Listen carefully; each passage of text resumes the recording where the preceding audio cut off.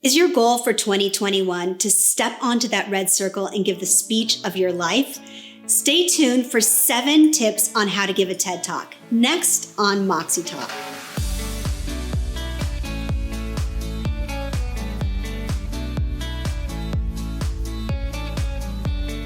Hey everyone, I'm Fia Fasbinder. Welcome to Moxie Talk, where we help you find your voice, share your message, and lead with confidence. Today we're talking about TED Talks, and I have so many clients that ask me how to give a TED Talk. If not how to give a TED Talk, how to give a TED-like talk. TED has really taken the world by storm. We now give talks differently, we create slides differently, and our attention spans are different, all because of TED. Now, as a TEDx speaker coach for over 5 years, I have a ton of knowledge onto the best practices of TED, why people love TED Talks, and what makes a successful TED Talk. So I want to share 7 of those tips with you so that you can create TED Talks or TED-like talks for yourself. The first idea is transformation. TED Talks are not about sharing knowledge. They're not about sharing information. They're about transformation. And a good TED Talk really changes an audience perspective on the situation. Now, we have talks that are about really common subjects, even malaria. A speaker I worked with talked about malaria. Now, hundreds of thousands of scientists have talked about malaria, but her unique perspective on how to cure malaria is what made this talk so special. So if you want to give an amazing TED Talk or TED-like talk, ask yourself, how do you want to transform that audience? Really imagine them at the beginning of the talk, when they're coming into the theater, and at the end of the talk. How have they changed? How are they thinking, behaving differently? So that's tip number 1. Tip number 2 is, in order to transform an audience, and because a TED Talk is under 18 minutes long, we always go deep instead of wide. That means you can't talk about everything with your subject. You have to pick one aspect of a subject that you know well and go deep. This is how we give a talk in under 18 minutes that really transforms behavior. So one thing we say to our TED Talk speakers all the time is to murder your darlings. You might have a ton of ideas that would make a great TED Talk, but you have to pick one.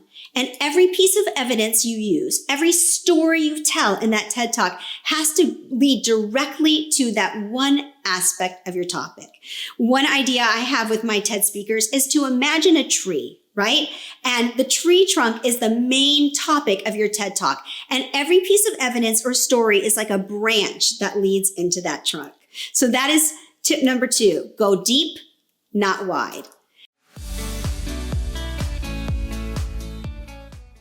Tip number 3 is tell stories. One of the reasons we fall in love with TED speakers is they tell stories. They tell authentic stories, vulnerable stories, stories that make us angry, stories that make us laugh, stories that make us cry.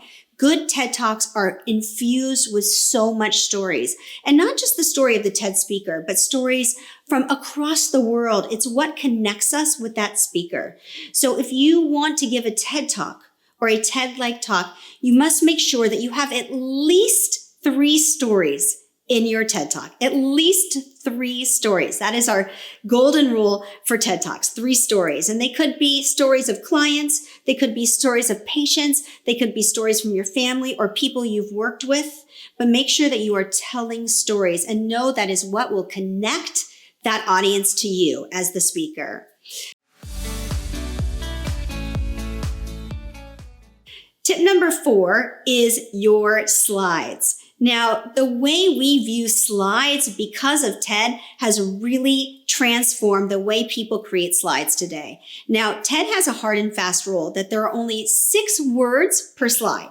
6 words per slide. So the slides used in TED Talks are highly visual, amazing graphics with very few words. And we always ask our speakers, do you need the slide? If not, just talk to the audience. If you have a slide, it should be to amplify your message, to add visual perspective and visual impact to your talk. This means, you ready for this?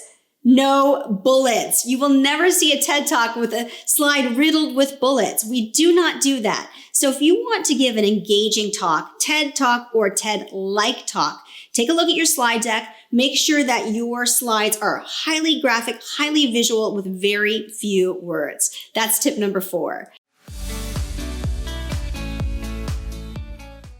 Now let's move on to some tips for delivering your TED Talk. So far, we've talked about the content, we've talked about the slides. Now, what about your delivery will make your talk TED-like? Now, we consider TED Talks to be what we call couch talks. What does that mean? That means as a speaker, your delivery should be like you are sitting on a couch and talking to 2,500 of your closest friends. That means your delivery style is authentic, personable, and conversational. And a lot of the work we do with TED speakers around their delivery simply is around taking away bad habits, removing filler words, or making sure they're not speaking too fast, or they're not mumbling. So we really allow those speakers to be authentic in their delivery style. So make sure if you want to give a TED Talk or a TED-like talk that you're conversational and casual in your delivery style.